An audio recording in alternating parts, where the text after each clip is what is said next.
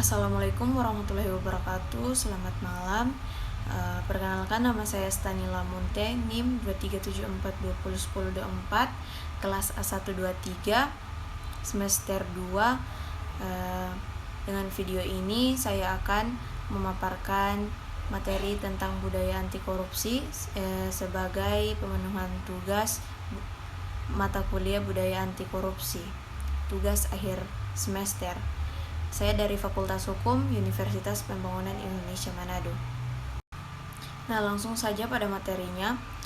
Korupsi telah lama menjadi permasalahan serius yang menghambat pembangunan sosial, ekonomi, dan politik di berbagai belahan dunia. Dalam konteks ini, budaya anti korupsi muncul sebagai pendekatan strategis yang berfokus pada perubahan perilaku dan nilai-nilai untuk mencegah dan memerangi praktik korupsi. Budaya anti korupsi tidak hanya melibatkan upaya pemberantasan tindak pidana korupsi, tetapi lebih pada upaya membangun kesadaran, integritas, dan tata kelola yang baik di semua sektor masyarakat. Nah, pentingnya memahami pengertian dan prinsip-prinsip dasar budaya anti korupsi terletak pada kemampuannya untuk mengubah paradigma dan norma sosial yang ada menuju penerimaan dan pelaksanaan nilai-nilai integritas, transparansi, akuntabilitas, dan partisipasi publik. Konsep ini tidak hanya relevan dalam konteks pemerintahan dan sektor publik, tetapi juga penting dalam menumbuhkan praktik bisnis yang beretika dan bertanggung jawab di sektor swasta. Nah, selanjutnya, pembahasan pengertian budaya anti korupsi dapat dilihat dari berbagai preseptif teori yang dikemukakan oleh para tokoh terkenal dalam bidang anti korupsi. Berikut ini adalah pembahasan secara detail berdasarkan teori dari beberapa tokoh terkenal. Nah, yang pertama, teori budaya organisasi. Seorang pakar teori organisasi yang telah memberikan kontribusi signifikan dalam memahami bagaimana budaya organisasi terbentuk dan dipertahankan dalam suatu entitas organisasional. Yang kedua, teori perubahan sosial oleh Albert Bandura. Teori perubahan sosial yang dikemukakan oleh Albert Bandura mengacu pada teori sosial kognitif yang menjelaskan bagaimana individu dapat belajar dan mengubah perilaku mereka melalui proses interaksi dengan lingkungan sosial mereka.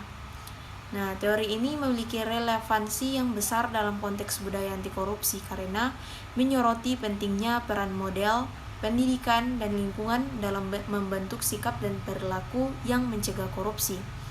Yang ketiga, yaitu teori sosial konstruksi oleh Peter Berger dan Thomas Lekman. Teori sosial konstruksi yang dikemukakan oleh Peter Berger dan Thomas Lekman merupakan teori yang menyoroti bagaimana realitas sosial dan nilai-nilai sosial dibentuk melalui interaksi sosial dalam masyarakat. Teori ini memiliki relevansi yang signifikan dalam konteks budaya anti korupsi karena menekankan bahwa konsep korupsi serta upaya untuk menguranginya merupakan hasil dari kesepakatan sosial tentang apa yang dianggap sebagai kebenaran sosial dalam masyarakat tertentu. Prinsip-prinsip dasar budaya anti korupsi, yaitu untuk memahami prinsip-prinsip dasar dalam budaya anti korupsi berdasarkan argumentasi dari para tokoh terkenal. Mari kita bahas beberapa prinsip utama yang sering diangkat dan diterapkan dalam upaya pencegahan korupsi, yaitu yang pertama, integritas. Integritas adalah salah satu prinsip dasar yang sangat penting dalam membangun budaya anti korupsi. Yang kedua, transparansi. Transparansi adalah prinsip fundamental dalam membangun budaya anti korupsi yang efektif. Prinsip ini menekankan pentingnya keterbukaan dan aksesibilitas informasi dalam semua aspek kegiatan pemerintahan dan organisasi untuk mencegah dan mengurangi praktik korupsi. Ketiga, akuntabilitas adalah prinsip yang sangat penting dalam konteks budaya anti korupsi.